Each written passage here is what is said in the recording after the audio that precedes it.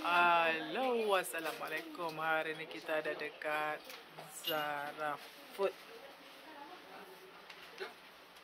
Zata Food. Okey, kita nak beli biskut raya. Macam pepek. Yang ni keledek 1 kilo 500 gram. Keledek dah. Maruku halus. Ni. Keropok kacang hijau.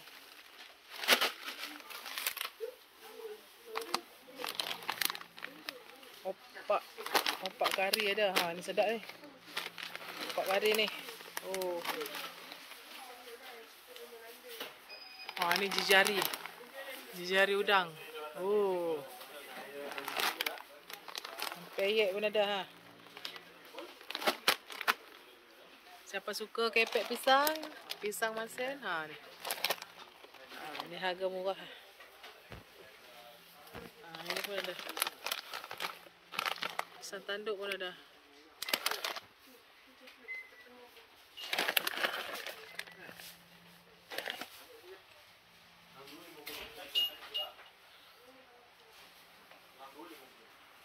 Biskut raya.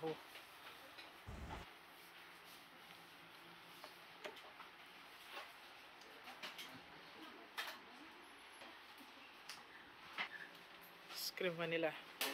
Badam hiris. Lipa coklat. Mini coklat donat.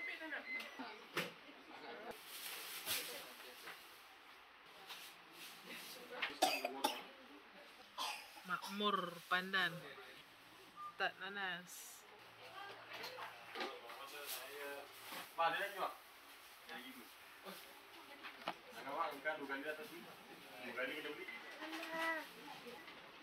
Budak ni nak apa? Donat? Ikut.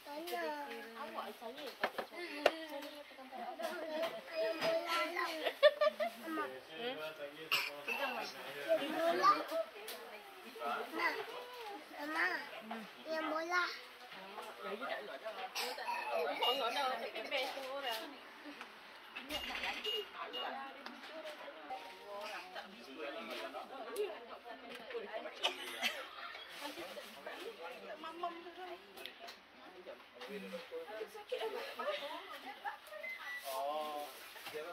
Banyaknya tak lalat pula dah. Apa nama kuih raya? Almond London full butter. Full butter. Kau ambil kau. Harga dia RM35. Member price RM33. Yang ni semprit retro.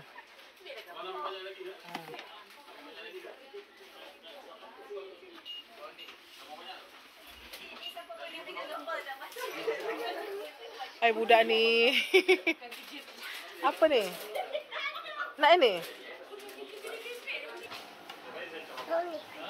Tu dah. Ni apa ni? Makmur. Nak makmur. Ni makmur. Oh, ni triple chocolate almond cookies. Nak mama. Tapi kalau mana? Dapat dah hasil tangkapan kita hari ni. Hasil tangkapan hari ni. Dahsyat. Biasa je.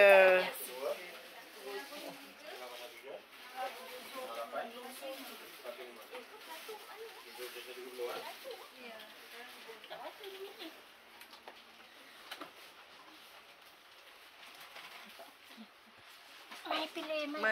Masih. Okey, saya. Dia buat dah membership. Ni owner dia. Okey, ni tangkapan kita hari ni. Krepek. Terima kasih. Dia minat TikTok. Tu je yang senang naik sekarang. Okey, ni tangkapan kita hari ni. Payahlah tenung-tenung kat sini, orang nak jalan. Okey, banyak diskaun ni. Ya, 018 21744522.